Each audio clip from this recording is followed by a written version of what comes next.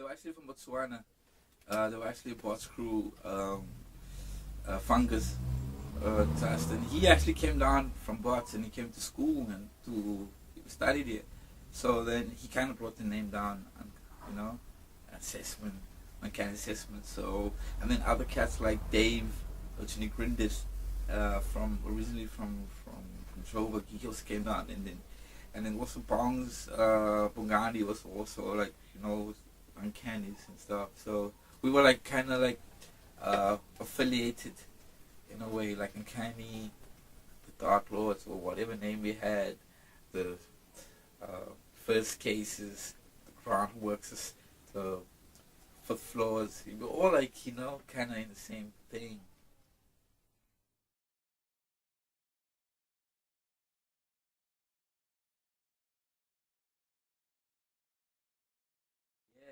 Yeah, we definitely were influenced.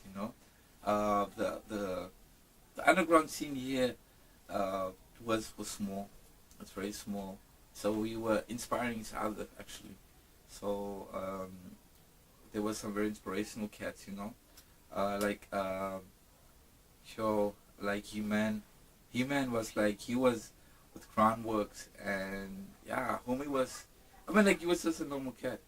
He wasn't even like any standing out things. He used to spit, and he had this style of rhyming, not trying to like be too fast, because we weren't that fast.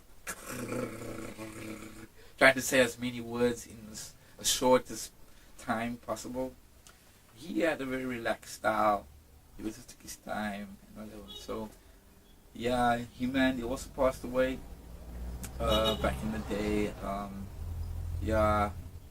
So we definitely we were listening to a lot of underground international cats. We listened then we listened to Cannibal Ox. Of course, Company Flow kind of just was it. The Company Flows. Then we were on the Rubber Rooms, the Cool Keith Murray's. There's so many names. There's a lot of names. So we definitely were. There's the Anticons, Antipop consortiums. There's the MF Doom, Big Sass. I can name names. There's a lot of names out there. So we're definitely influenced by that style, especially in our beats. We want our beats to be like grimy. It had to be like, it couldn't be like jiggy. No, it had to be like at that specific sound, that specific texture of sound, right? So that's the steez. That's where yeah. What was the difference between the crews that you were affiliated with and crews like POC and Black Noise? Yeah, sure, the POCs did well. I mean, like, they were a era before us. They did well, and then they were like really, a lot of the music were banned, and because they were very political. So when we started coming out of our shell, in a way, we were kind of like, okay, politics aside, in a way, right? Because everything was so over political. You can't do this, that, or the third without hearing about P word, politics. So politics. So kind of that was kind of, and like Black Noise, sure, they had very conscious, socially relevant, contemporary issues that they were pushing and stuff. Like they were going to the schools, like trying to like teach kids about like the 4 elements of hip hop and all of that. So,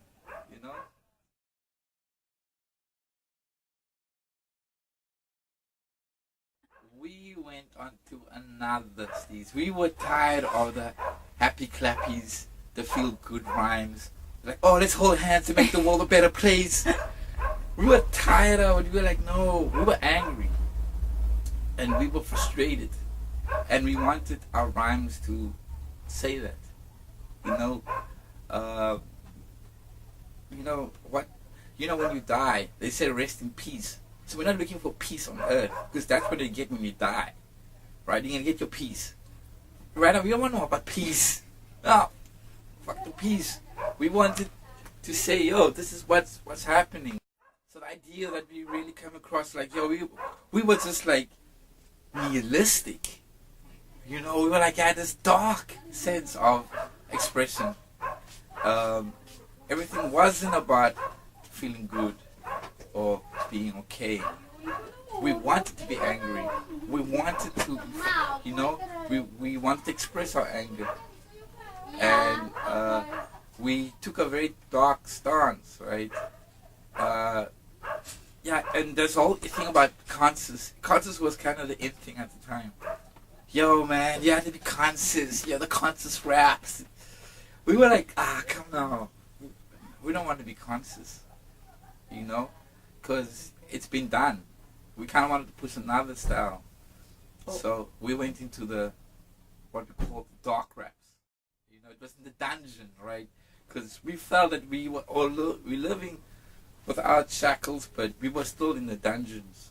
You know, it was invisible shackles. We were behind invisible bars. You know, we were in an invisible prison. You know, and I remember I had this track. It was kind of a solo track, but we were in an information plan control prison system. Information plan control prison system. So that was the idea. You were an information prison, right? And you don't need shackles. You don't need a prison, you know, guard to check you out. But everything is kind of, the society was set up like you were in a prison.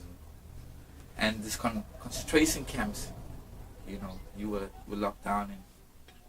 So maybe then it was a consciousness, but a different kind of consciousness. True that. It was a consciousness. We were dabbling into, because the whole idea about being conscious or being correct or politically correct was kind of the light side of things. And we were like, out of the darkness comes the light. And without the dark, you can never have the light. So we were balancing the other side, the consciousness, to feel nice, to feel good side of things, with our dark rhymes, with our, you know, yeah.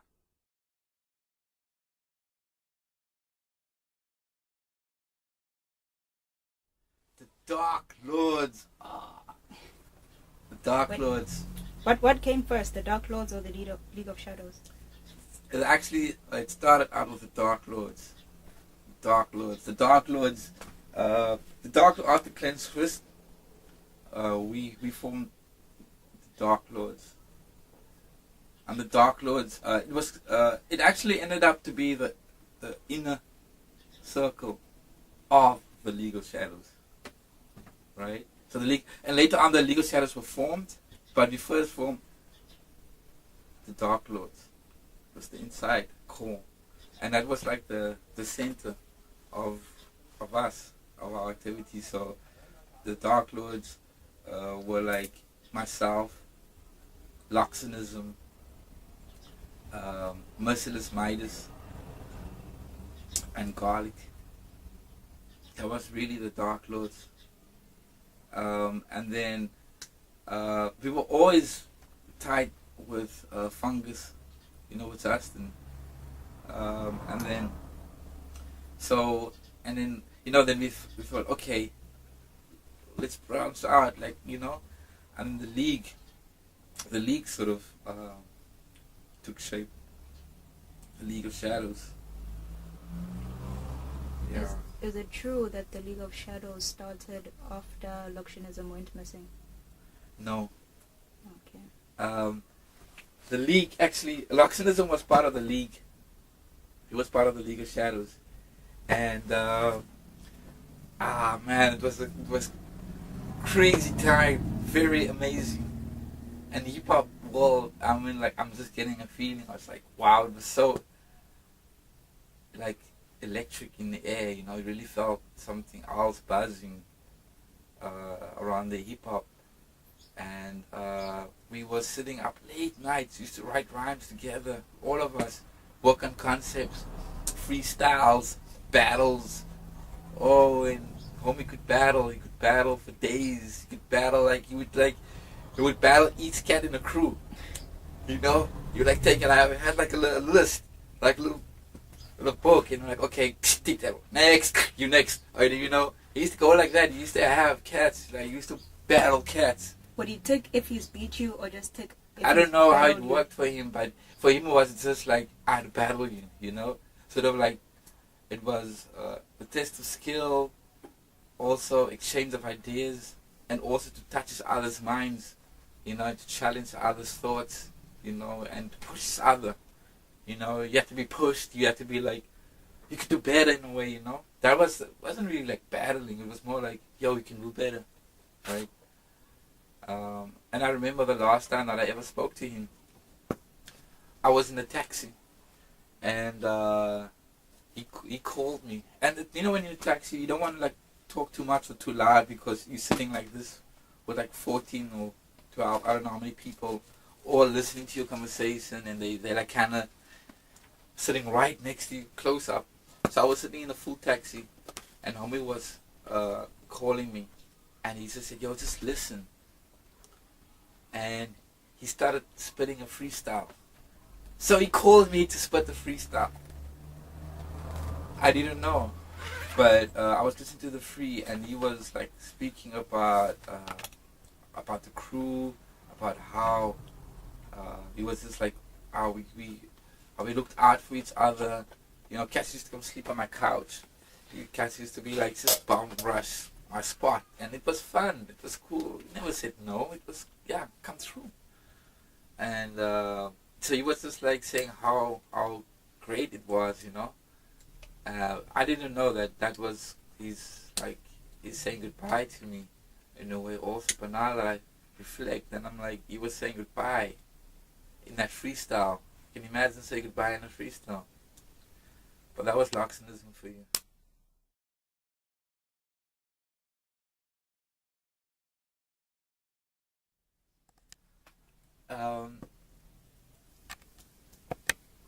You know, that memory, it definitely has given me some form of peace. For me, in the hip hop, whatever happened to him, because it's just like no one ever could give us a good enough answer. You know, even his mom, his family was looking for him. But I just thought that he got the calling. That's kind of what I heard. He was doing well before he left. Homie was like dressing up.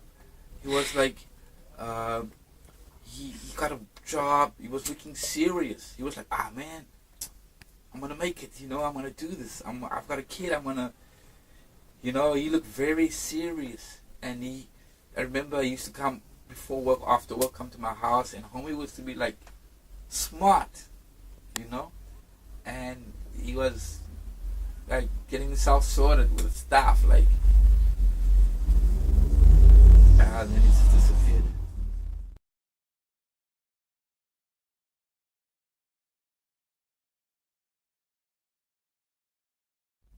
Bradley.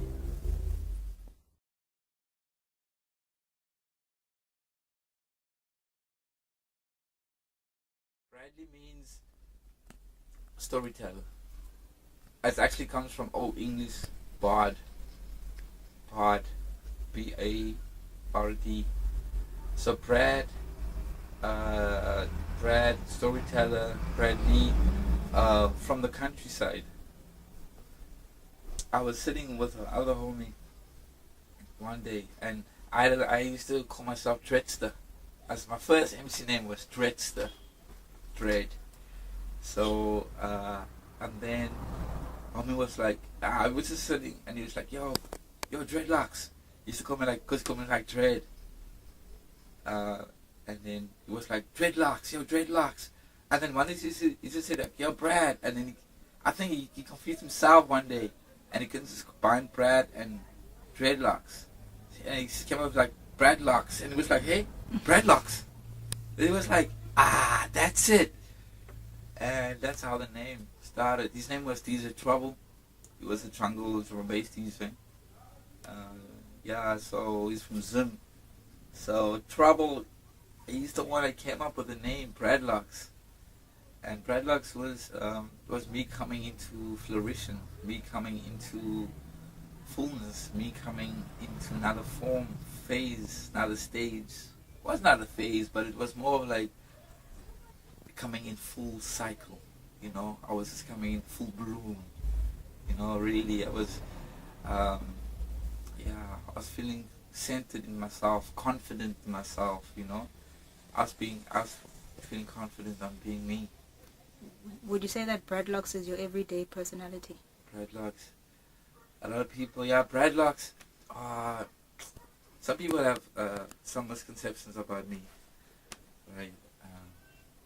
At the time, you had a lot of attention coming your way, and it was nice. I won't lie. And sometimes people saw you, and they kind of thought you were womanizing. You having your way with the girls and stuff, but it wasn't. It wasn't really. People were loving you, and you were loving people. And who are you to be like, not to accept people's attention? Or who are you to be like, I don't need you.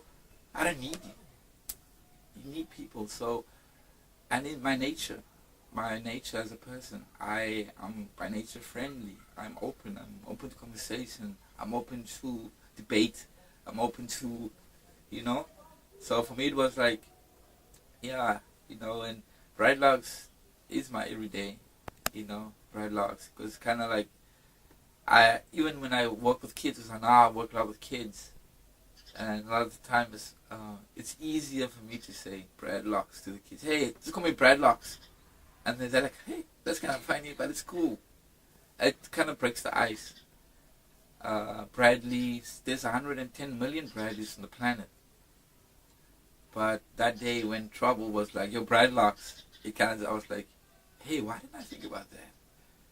And that day, I've even heard this.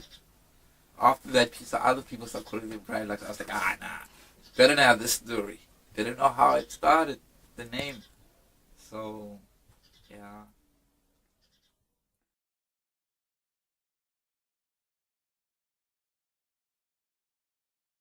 What's in the name, right? That's like a question I've asked myself so many times. What's in the name? And that's also how I was like, kind of taking ownership of my own name, Bradley, but making it street-wise, making it me. Because as I said, there's so many Bradleys, but Bradlox, it kind of just, I'm a storyteller by nature. And through the lyrics, I was always trying to tell a story. I was always trying to tell maybe other type of, or the same story but in a different way. And then for me, over the last few years, right, the idea that took more center stage in me as Bradlox was the knowledge of self. Because that's the one element in hip hop that they could never commodify. They could never make a million from it, right? Our businesses, corporates couldn't tap into that element to be like, yo, let's create a fashion around this. Let's make a fashion statement around this, right? Or let's commercialize it. Let's make it jiggy, right? So we could like pre-pack it and sell it all over the world. So that's one thing that I liked about it. And I kind of got stuck on this knowledge of self, because the self is always different. If I am in Brazil, and I'm listening to hip hop, but the idea of knowledge of self will be different to someone from Brazil than someone from here. Even if you're in China, you can just bump the beat.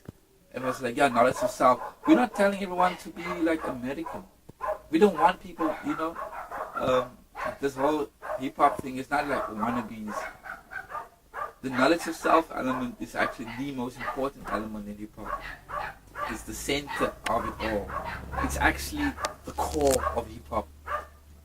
And like the spokes of a wheel, that's the elements coming through there. But the center, the axis, right? Everything evolves around this. It's the self, the knowledge of self, and expression through graffiti, lyrics, dance, whatever. You know, whatever. But like, it starts with the knowledge of self. And for me, I went into that. And currently I'm working with kids around knowing themselves.